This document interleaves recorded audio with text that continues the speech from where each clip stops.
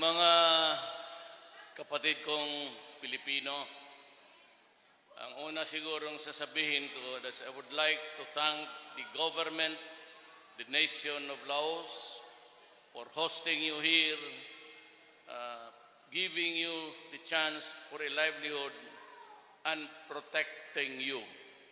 Salamat ho sa gobyerno ng Laos, mga Laosians.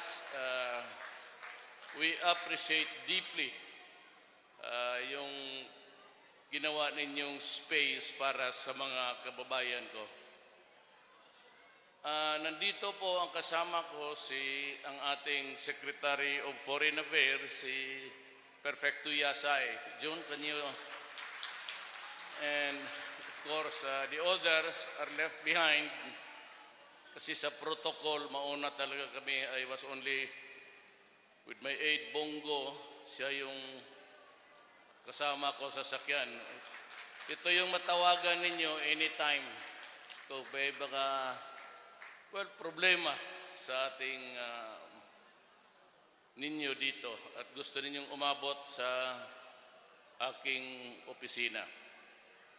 Now, despite of the bombings in Davao, I had to go here. One is to show that they cannot ask us on bended knees na ipopostpone ko lang dahil sa kanila. Because in the end, in the fullness of God's time, meron talagang reckoning yan. At meron niyang pagbabago. I'm just about 2 months plus 3. Just give me time and I'll fix the country. As I have promised you, there will be a clean government and it will be clean. And whether in or out of the country, I assure you, pag-uwi ninyo, iba na ang sistema doon. And I would like to assure you that as a returning Filipino citizen, you will be accorded with the respect and dignity of a Filipino worker.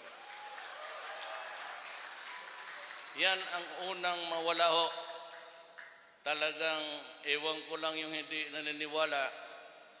But marami na akong pinaresign dyan sa LTO pati LTFRB. And there will be a continuing purge. Linis talaga. I'm just taking my time so that they can prepare. At sabihin ko, I'll give you 2 months, maybe you save your salary because you are out of government. Talagang tutuhanin ko yan. At makita naman ho ninyo, yung mga tao na kinausap ko, those guys, all Filipinos, all good men, to join my government. Kayong taga Davao, you know Jun Yasay. He's from Davao, he's very good, he's a professor of law sa mga university sa Amerika. He has migrated there many years ago because during martial law days, he was also wanted. Mukhang may pagka-aktivista. And we shared the same room, student days namin. I was taking law sa San Beda at siya naman sa UP, sa Padre Faura. So, kinuha ko siya kasi bright. Talagang bright as bright. Then you have he's not here, is the caretaker, si Bijaldia. He's the executive secretary. Marami pa akong dadating. I brought along with me this defense secretary. He used to be assigned there in Mindanao many years ago when I was mayor. And he brought the 2nd Ranger Battalion with him in his assignments. Nagkaibigan ho kami. He's a military man. he is good, he is honest, and he will serve the country well. Nandito po si Ramos, ang ating nakatulog ako sa flight. Secretary Lopez, DTI, he takes care of itong mga medium and small industries. Ito yung mga ng go-go negosyo noon, gunabutan ninyo. Sila ni Joy Concepcion, sila yon. So, kinuha ko sila. Nandito po sa atin si Secretary Andanar ng ating media. He used to be working with GMA. Lumipat po siya sa akin. Nandito na ba lahat? Hindi ba? And I cannot... Sunny Dominguez, kababata ko, taga Davao rin.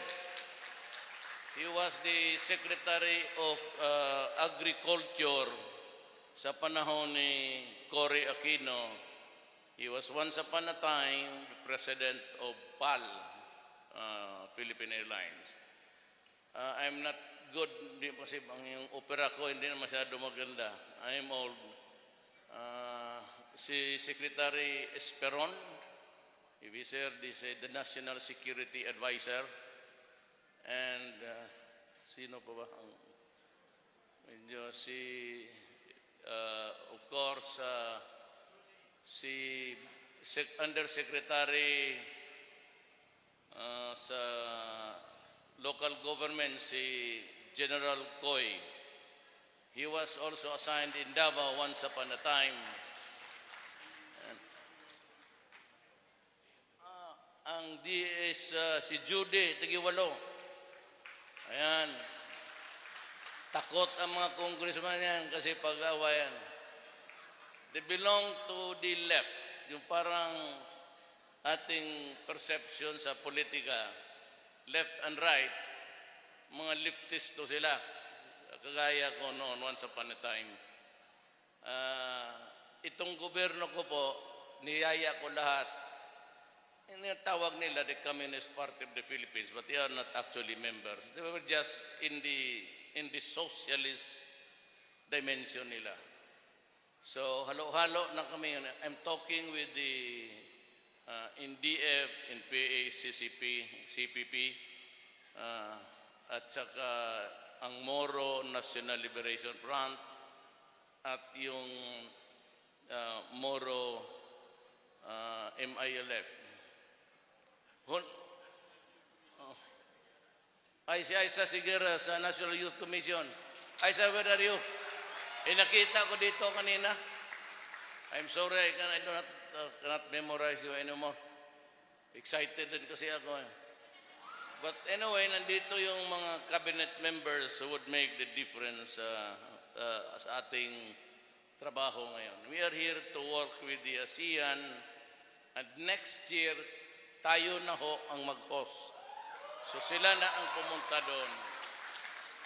Then again, I said I would like, for the second time, pasalamat ako sa Laos for taking care of the Filipinos here and protecting them. It is with gratitude that I bow to you, being an Asian also. Ngayon, yung pumutok sa Davao was in retaliation of the almost talagang all-out. Alam mo kasi, kung hindi ko gawin yan, we are being slapped every day. Almost. Mag-hostage sila ng mga turista or kidnap people, then asking for money. At pag hindi nakaibigay o nakabigay na at ipasa nila doon sa ibang grupo, dadagdagan, ipinapatay nila sa harap ng mundo.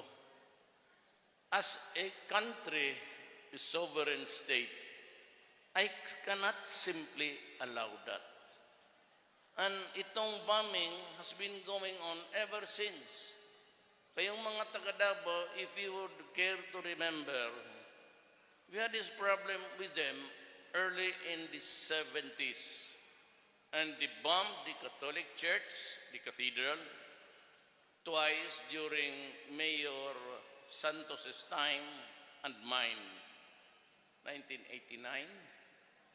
Then ang airport, simbahan, terminal, those were retaliations. But those are also the sacrifice that we have to bear.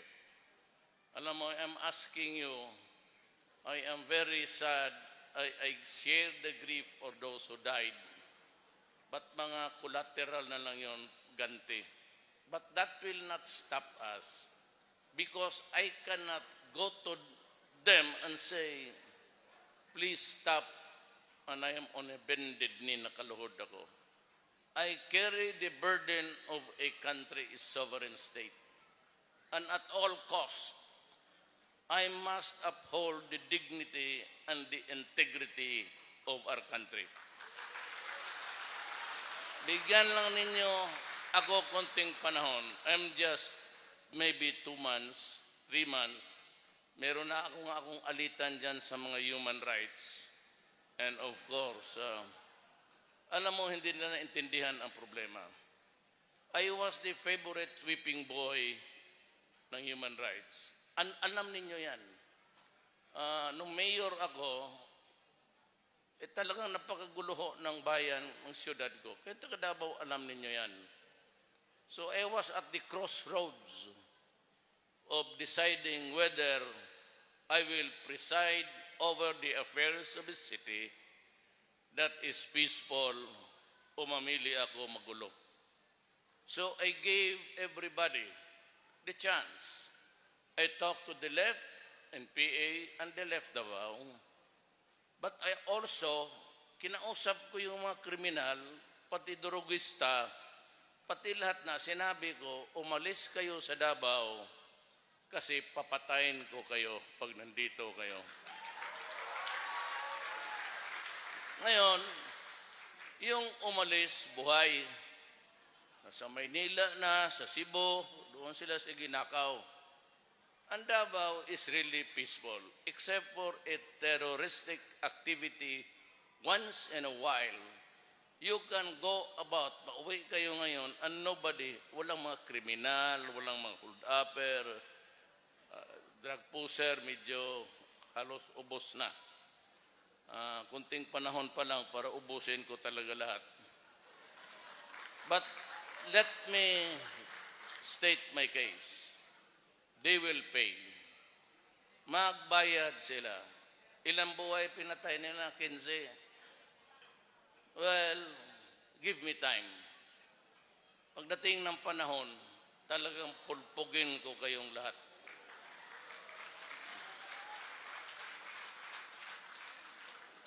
You watch me. Total nakita ninyo ako how I operate. I am not bragging, but I have a style of running a governance. For after all, I've been 23 years mayor of Davao City. I was once a congressman and the vice mayor of my daughter.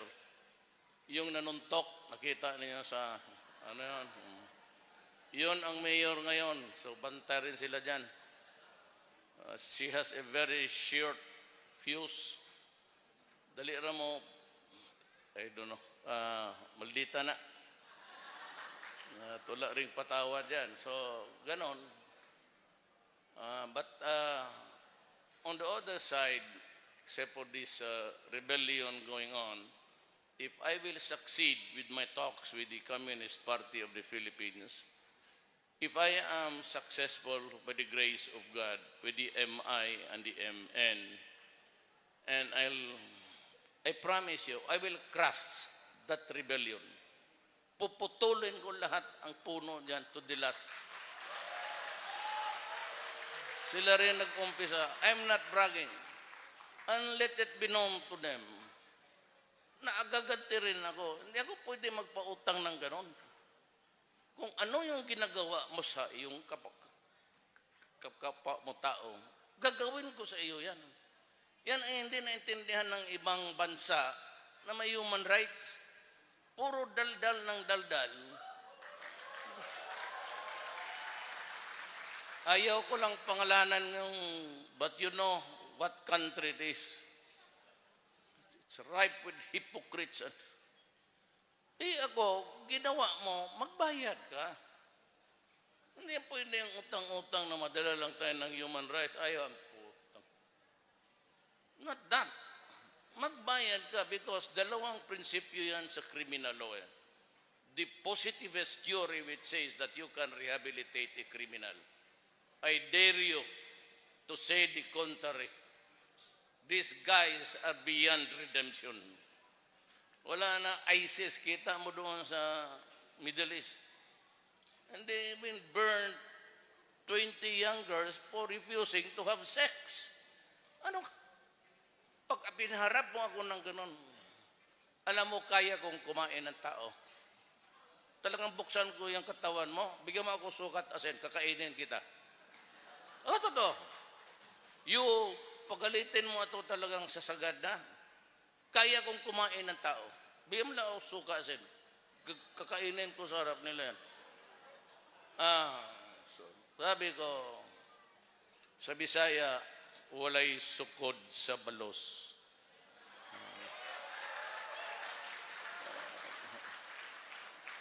Hindi ako magpapautang. Sige lang, bumba lang kayo ng bumba. Pagdating ng pawang, kakainin ko kayo sa harap ng tao. I will devour you.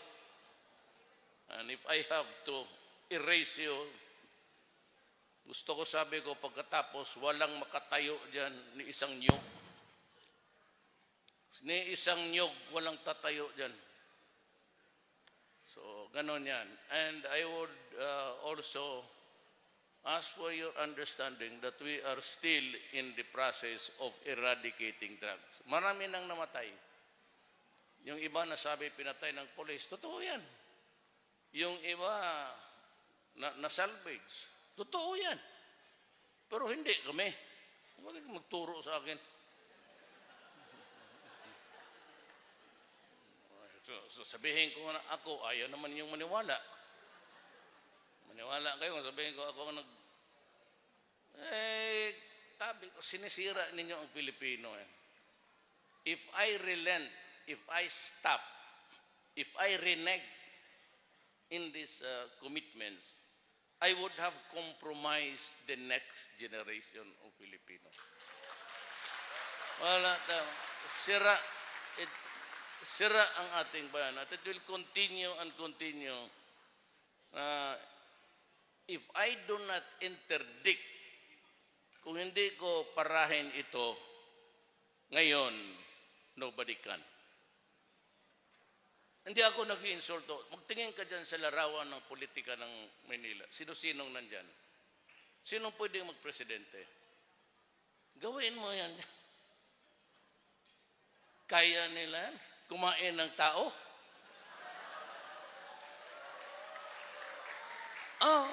Ako, pagalitin mo ako, sa totoo lang. I will eat you alive, raw. Ganon ako, kasi kaya ko siguro baka Moro man ang lola ko, Maranaw. Ang tatay ko siguro ang wakwak. At least kaliwat nila ba? So, we are good. We are trying to stop at the very top corruption. Marami ho sa BIR na paalis na, pinaresign. At yung mga, nung tumatakbo ho ako,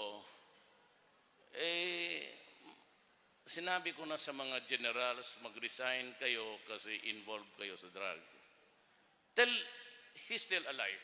So, if you have time, kaibigan mo, you know, President Ramos went to Davao 4 times, not 3 times, 4.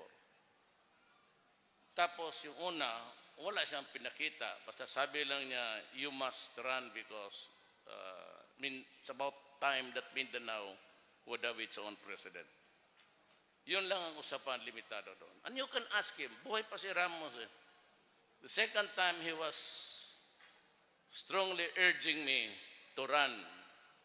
Sabi niya, ikaw lang ang makapigil nito kung paano. Then he showed me a list ng mga, nandoon na, mga general.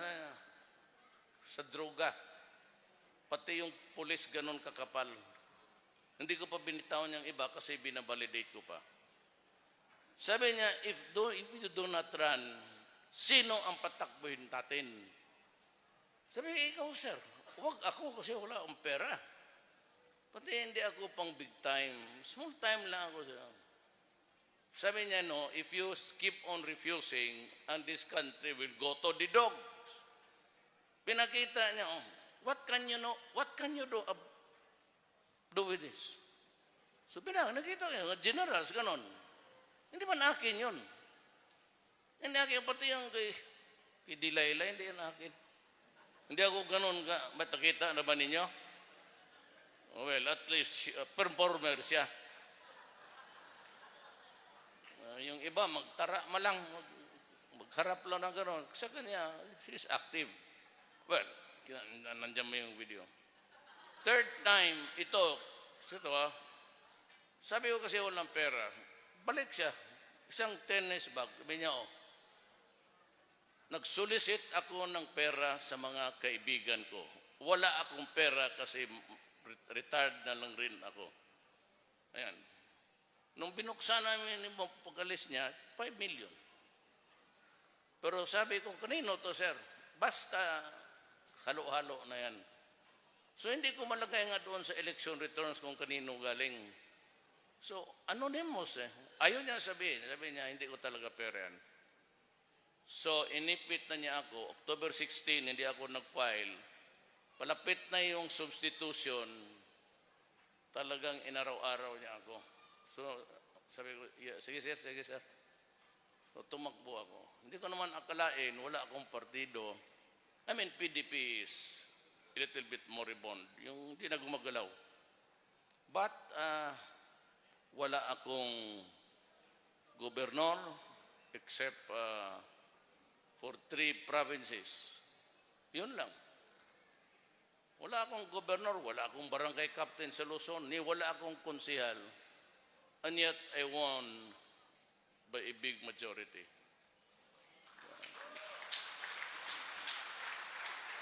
16 million plus, 6 of which is really my margin from my nearest opponent. So, hindi nila ako kilala.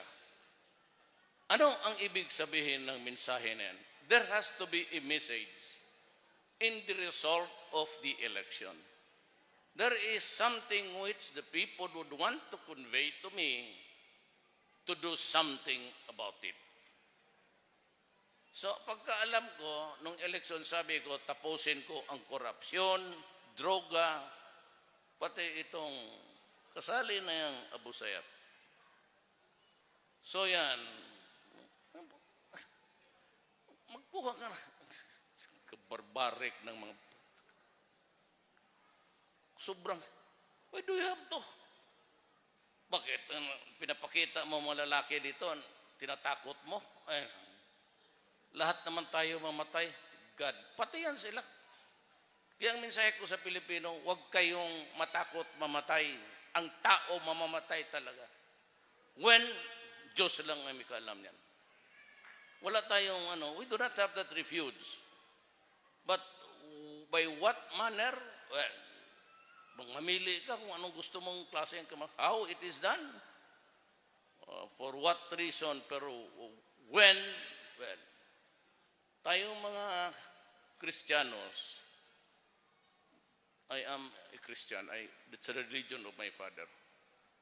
We can only say na God has promised us eternal life. Even in our prayers, God says, He will come to judge the living and the dead. So babalik siya sa mundo at husgaan yung buhay pati patay. Baka siguro titindig yung mga patay, baka magtakbuhan din tayo sa takot. Well, anyway, that is God what says. As a Christian, lumaki tayo ng ganun eh. He will come to judge the living and the dead. When is that? Only God can tell us. Pero pinakasigurado, this planet will come to an end. Sigurado yan. Someday, it's gonna be like, just like a stone whirling around the solar system. Kung kailan tayo mamatay. Kaya, wala dapat. Because kayong malalakas ng loob, would you think that you'd have the guts to go over so many thousands of miles to be here to work? And you are brave. Kaya ako, saludo ako. Sa inyo, kaya ako nagbow sa inyo kasi yung mga people who have that courage, the foresight and vision to go out of this country to seek better, greener pastures. Believe ako sa inyo. And one of that is really yung an uncertain, baka mamatay ka doon, madisgrasya ka. But do not be afraid of that. Take it from me. I am Pastor Duterte.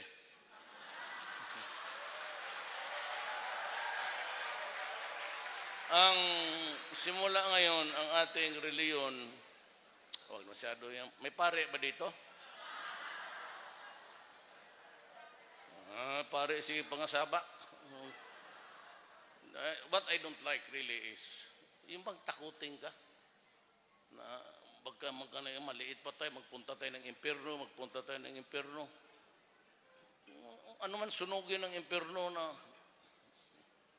But you know, there are things which the Catholic Church must change. Or else it will, by the end of this 3 decades from now, becomes irrelevant.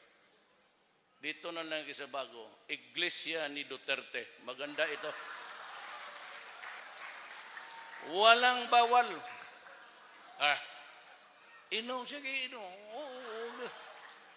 Babae, hanggang patayin ka ng asawa mo. Madali man lang magpatay ng asawa.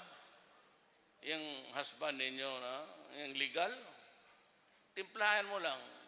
Lalo na yung mga Bisaya. Yung maalat, parat, is it maalat? Is that the translation? Lagyan mo ng extra 2 spoonsful yung kanyang, 2 kutsara kanyang ulam. Ibigay mo para 2 years na yung pampalpak ang kidney niyan. Huwag mo nang i-dialysis. Sabihin mo, yan na siguro swerte mo. Well, anyway, joking aside, let's have, I'd like to share, to break bread with you tonight. And I hope that you'd make it good, that we are ready. Si Yasay, Undersecretary Yasay is nandito. Dumating si Senator Cayetano.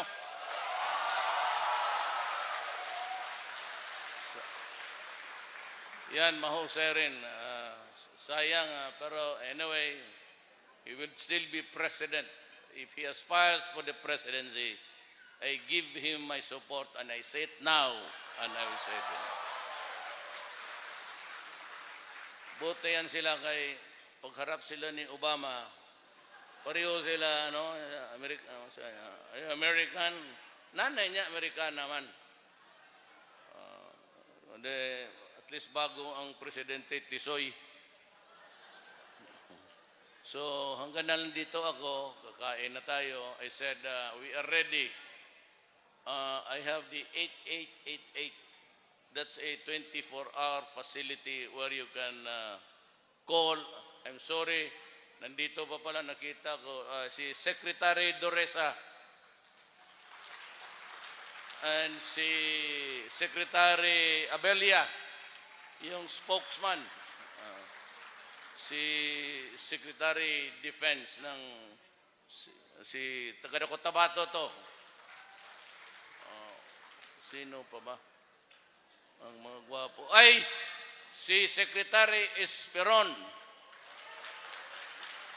Chief of Staff ni panahon ni President Gloria. He was the National Security Advisor. Chief of Staff. Kinuha ko sa National Security Advisor. So, medyo kompleto naman siguro tayo.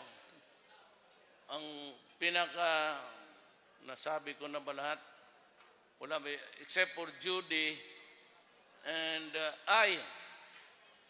ang isang maverick, ika nga, yung, when he opens his mouth, instead of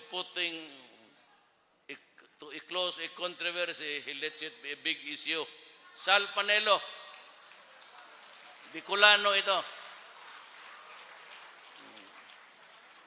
So nandito all accounted for.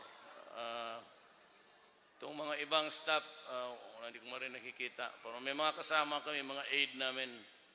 Pero anyway, makita pa naman niyo sila. After this, we can have, then we have to go home because tomorrow, maaga naman masyadong, alas 8, sus Mariusep, sabi. Kaya ako sa Davao, hapon mag-umpisa. Usually hapon, mga alas 2, ganon. Tapos, to the night. Pero buntag kasi, ang umaga, medyo. But we have to abide by the protocol of the place. We have to respect their wishes. So, ganon lang po, and I am very happy to see all of you in good health. Sana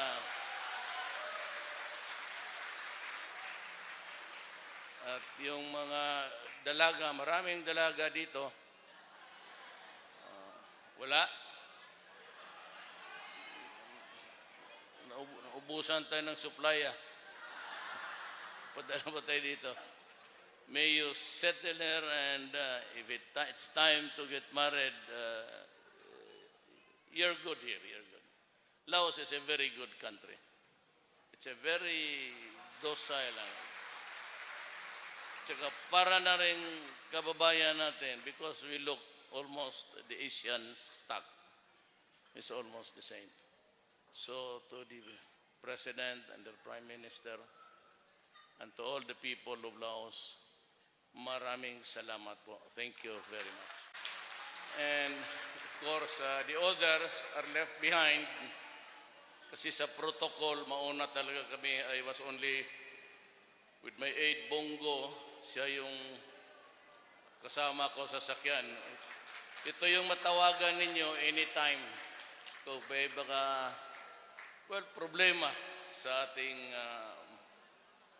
ninyo dito at gusto ninyong umabot sa aking opisina. Now, despite of the bombings in Davao, I had to go here. One is to show that they cannot ask us on bended knees na ipopostpone ko lang dahil sa kanila.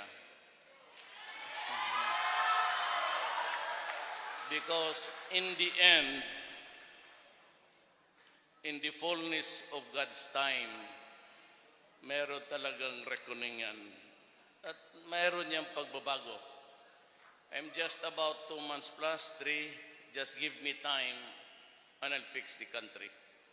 As I have promised you, there will be a clean government and it will be clean.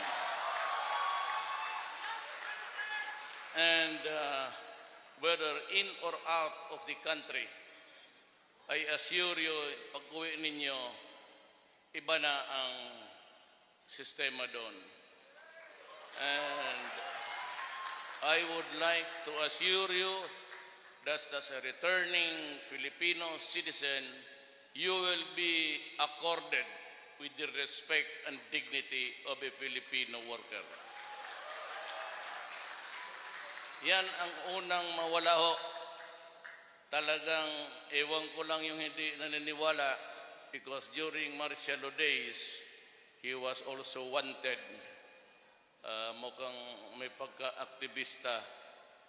And we shared the same room. Student days namin, I was taking law sa San Beda at siya naman sa UP, sa Padre Faura. So, kinuha ko siya kasi bright. Talagang bright as bright. Then you have he's not here, is the caretaker, si Bijaldia. He's the executive secretary. Marami pa akong dadating. I brought along with me this defense secretary. He used to be assigned there in Mindanao many years ago when I was mayor, and he brought the 2nd Ranger Battalion with him in his assignments. Nagkaibigan ho kami.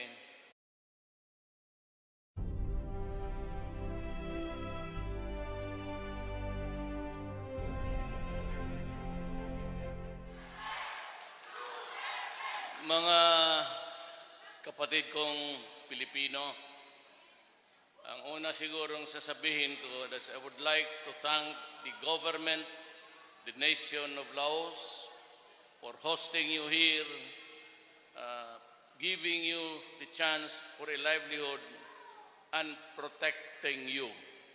Salamat ho sa gobyerno ng Laos, mga Laosians. We appreciate deeply yung ginawa ninyong space para sa mga kababayan ko. Nandito po ang kasama ko ang ating Secretary of Foreign Affairs, si Perfecto Yasay. June, can you? But marami na akong pinaresign dyan sa LTO pati LTFRB. And there will be a continuing purge, linis talaga. I'm just taking my time so that they can prepare. At sabihin ko, I'll give you 2 months, maybe you save your salary because you are out of government. Talagang tutuhanin ko yan. At makita naman ho ninyo, yung mga tao na kinausap ko, those guys, all Filipinos, all good men, to join my government. Kayong taga Davao, you know Jun Yasay. He's from Davao. He's very good. He's a professor of law sa mga universities sa Amerika. He has migrated there many years ago